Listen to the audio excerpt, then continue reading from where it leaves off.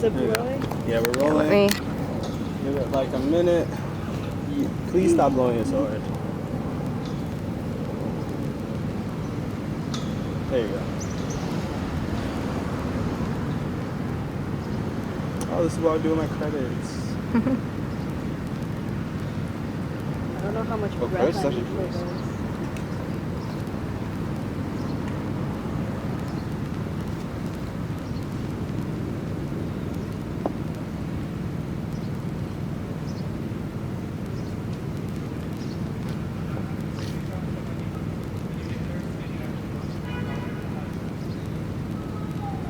Good? Nope.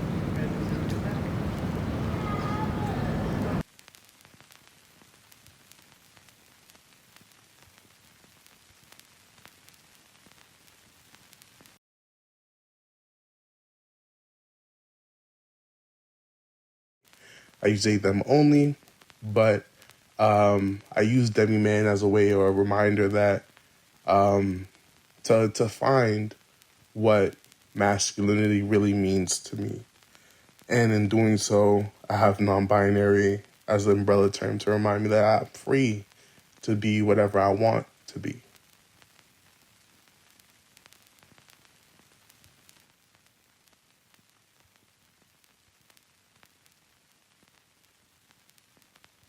And what changes did you notice you made to make yourself more comfortable with your identity?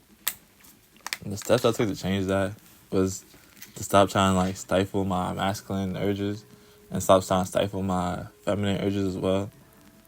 Because as a mask growing up, it's always like, oh, be a man, be a man. I was like, nah, like I never felt that.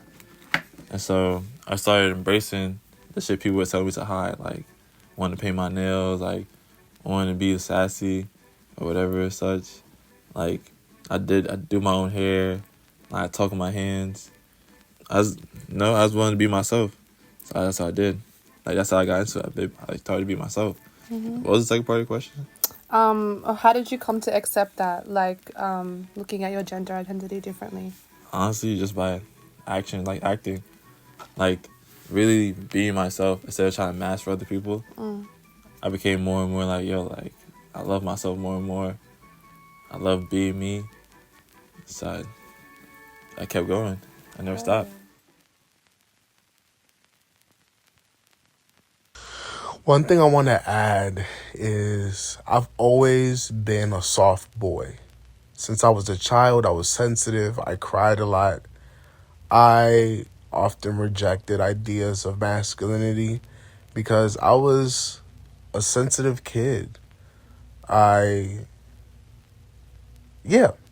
And so one thing that being non-binary allowed me to do is tap in back into me being that sensitive soft boy, because in my teenage, adolescence, formative years, I tried my best to be hard and to be like the hood niggas that would be around me, or to be a traditionally cool man, black man. And honestly, that shit didn't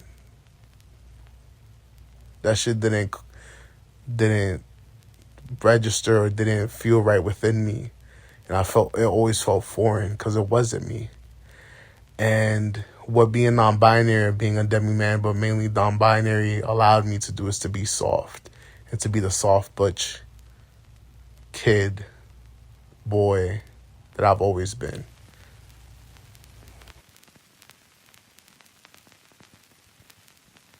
How does emotion sort of align with that idea of performance identity, whether it's performance in art or performance in everyday life?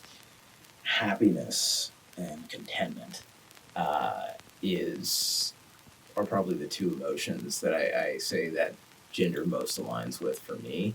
Um, Satisfaction, um, you know, feeling good about the way that you are looking at yourself in the mirror and are able to present to people on the subway and what you are and are not willing to do and what people react to you. Um, Again, so much of it is a performance that you're always going to be very aware of how your audience reacts. And so people are going to treat me, address me, and think of me in a different way if, you know, I walk out of my house in eyeshadow, lipstick, and a skirt. They're going to think of me differently than if I walk out of the house and I have a beard and I'm in a t-shirt and jeans.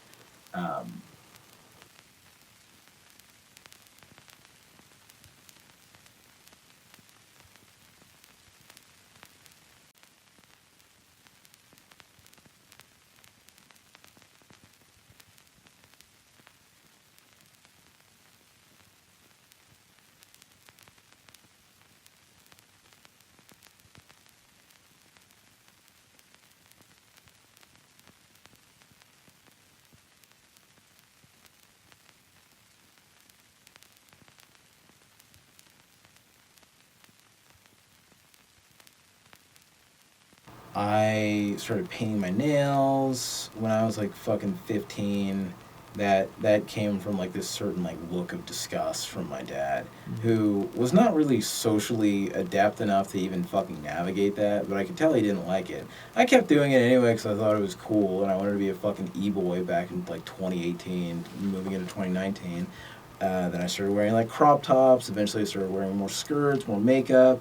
And I knew that I didn't want to be a girl, but I knew that I was definitely straying away from masculinity. And it wasn't even that I'm like, yeah, I'm going to redefine what masculinity is. Like, masculinity doesn't need to be this. It's actually also painting your nails.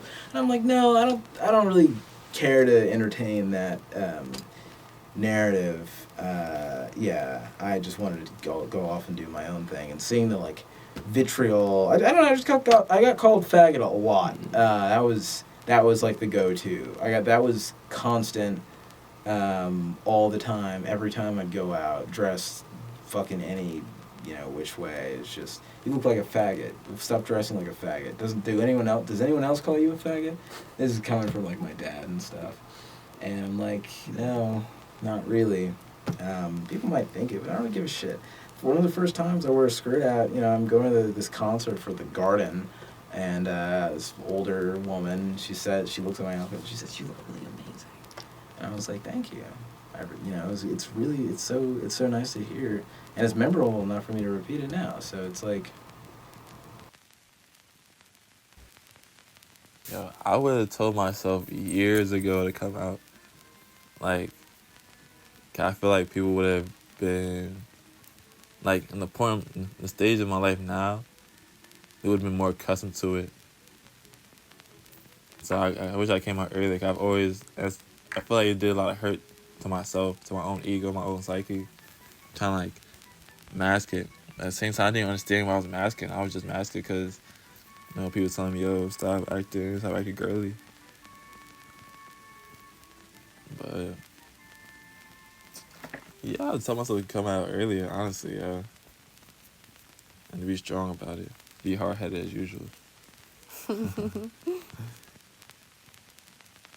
I would tell myself before coming out is come out to whoever you feel safe, because it's a privilege to someone for someone to know your gender identity or your sexuality. You can be out and about, you can still be in your truth. But don't be so fast to come out to family. They're stupid. There has to be something sacred you share with people. Although I see the value in being out and proud, just be intentional with who you share, that you're non-binary and that you're queer. Honestly, gender dysphoria would be cured if there wasn't a binary to begin with. A woman could be as brick as she wants to be or present, and she'll feel safe. She doesn't feel that she has to live up to certain ideals or aesthetics of womanhood. Trans men or non-binary masked people don't have to live up to being hard and rigid. And yeah, like honestly, if it was to be cured, it's honestly is from a person to person level. Whether they get on T or E, or get surgery or put clothes on and find the best ways they fit for themselves, their gender expression when it comes through clothing. But honestly, if the binary disappears, I don't think it's gonna happen. We're deeply informed by it and it's deeply entrenched in our culture. But if it magically or throughout time deteriorates and people can exist however they want to exist or however they are existing, gender dysphoria would disappear. Wait, can you see the bottom of it? The bottom of the end. See this? Yeah.